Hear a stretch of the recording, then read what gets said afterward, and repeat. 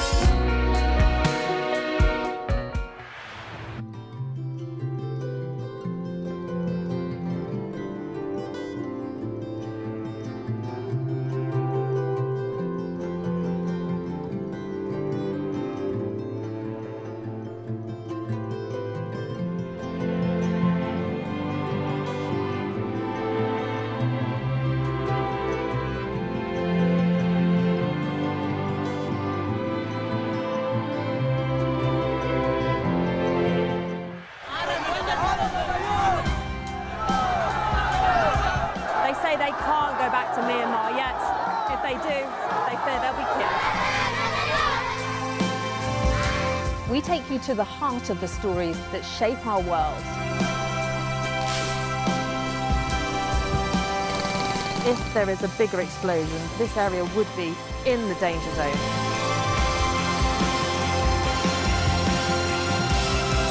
These traffic jams snake for hours up and down this hillside. It means precious aid can't access those in need. You can see the depth of the water. If you have a look in front of us, there are people wading through it.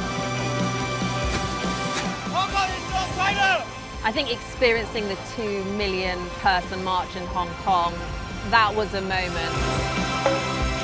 I don't like the Chinese government. It's cruel. It was real people power in action. Police have been firing tear gas and rubber bullets.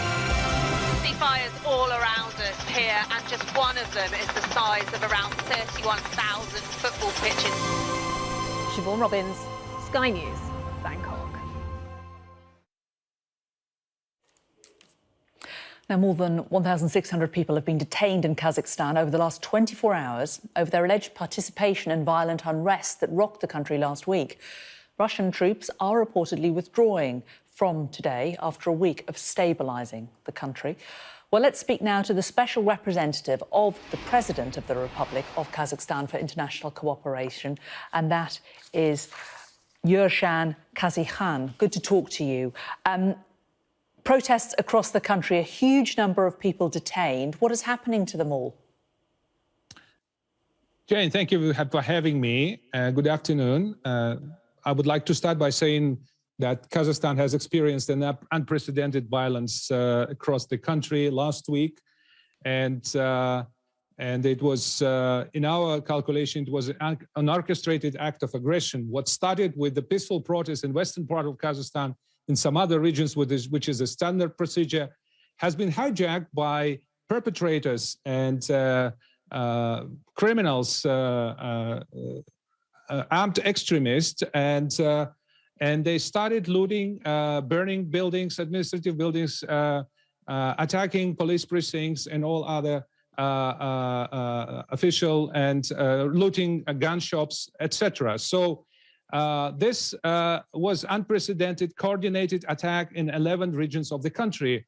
So the law enforcement and the National Guards were very much engaged to protect the property and the peaceful life of the population of the cities.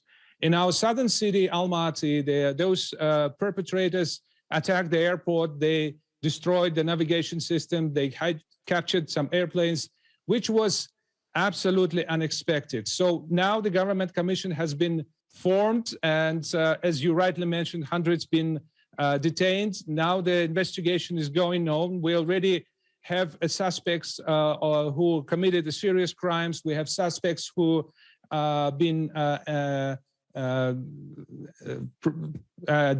acting as committing acts of terror, and also the murderer. So all these things, absolutely, given the scale and the complexity, absolutely unexpected and unprecedented for Kazakhstan, who proved to be a very stable and peaceful country for 30 years. So now we have to deal with that seriously. It left serious scars. And the president made a very clear statement in the parliament yesterday, saying that we need to address many problems that exist, but first and foremost, we need to deal with the terrorists. Yeah, calling them terrorists, by some, your critics will say that this is simply a barefaced attempt to justify very, very heavy-handed policing and bringing in foreign troops to put down this legitimate protest that people in the country felt very strongly about. Jane, what I would like to say that Kazakhstan has not, did not, and will not use lethal force against peaceful protesters. We had this practice for many years. But when you are... Will you allow the Russians to come in and do that?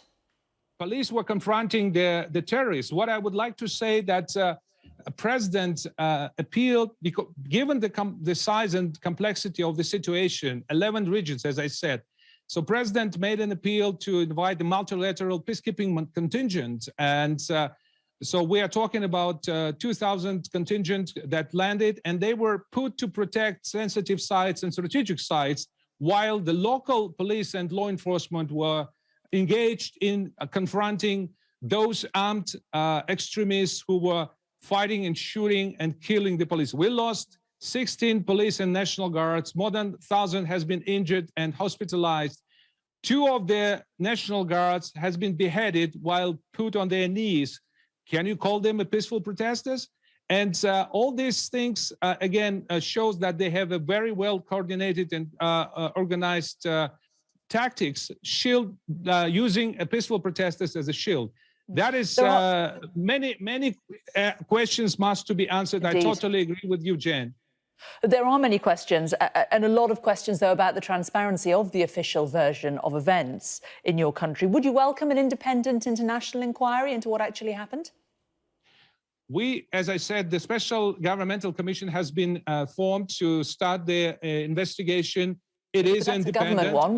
Would you welcome an independent one from outside Kazakhstan? We had that in the past. We think that we're thinking about that.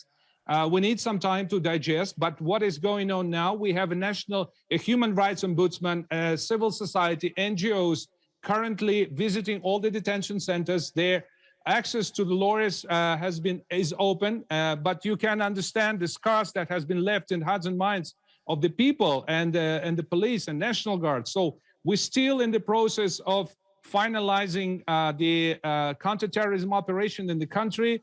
I understand that foreign media is full of the false accusations against Kazakhstan, but... Well, the difficulty is that the foreign media are struggling to get in and see it for themselves. If you don't allow them in, it's very difficult for them to know what's happening. We have BBC team, we have CNN. I gave an interview to CNN and BBC. We have 53 foreign teams accredited in Kazakhstan.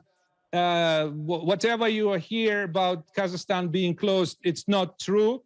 Yes, emergency situation has been announced. This is a special moment, and you understand there are some certain restrictions, but foreign media teams operating freely in Kazakhstan, and I'm meeting them on a daily basis. In terms of those detained, you just said that NGOs are visiting them, that they are having access to lawyers. Are they getting proper medical attention? Absolutely. This is another issue that is being raised today at the when these issues were addressed, and the Ministry of Healthcare has been approached to provide us with the full information of the healthcare situation with those who were detained. Absolutely, we are. As I said, President made a very strong commitments that Kazakhstan will abide to its obligations when it comes to human rights and rule of law. Is President Tokayev in real control of the country? There are many who believe it is the former president, Nazarbayev, who is really calling the shots. What would you say? President Tokayev on full control of the situation in the country. He is a legitimately elected president. He's been in power for more than 2 years, and that's a great test. Former president, the first president, fully aware and supportive of his activity, and he is calling for consolidation around the incumbent president.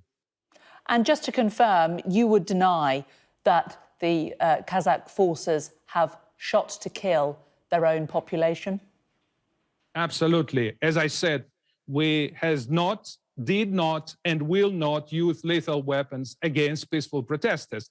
And the police and the National Guards were confronting the violent extremists, armed violent extremists, and perpetrators who were attacking and killing law enforcement. And also the Russian troops, they are leaving today. Can you confirm that? As of today, we have the withdrawal has started. A peacekeeping contingent already departing. Today, we have 4 military airplanes departed Almaty Airport. So the process will take a few days, and the withdrawal will be completed. So, and I think that they played a crucial role in protecting sensitive sites, thus giving the chance for our law enforcement and police to confront, as we say, domestic and foreign terrorists. OK. Yershan Kazikhan, a special representative for the people, the President of the Republic of Kazakhstan. Thank you very much for joining us on Sky News today. Lots more news to come from abroad and from home. Stay with us.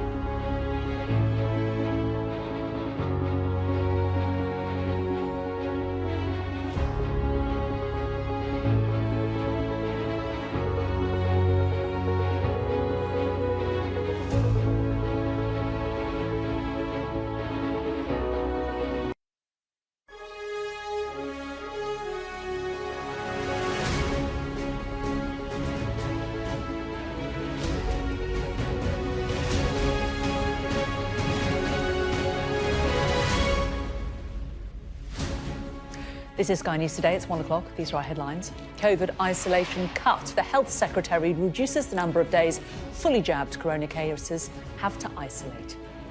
We've made the decision to reduce the minimum self-isolation period to 5 full days in England. Boris Johnson's hanging on to his job for now as the Prime Minister cancels a visit to Lancashire because a family member has COVID. NHS pressure. New figures show December was the worst month on record for people being seen at A&E within 4 hours. Prince Andrew trial. The Duke of York pictured as he faces the prospect of sexual allegations against him being heard in open court.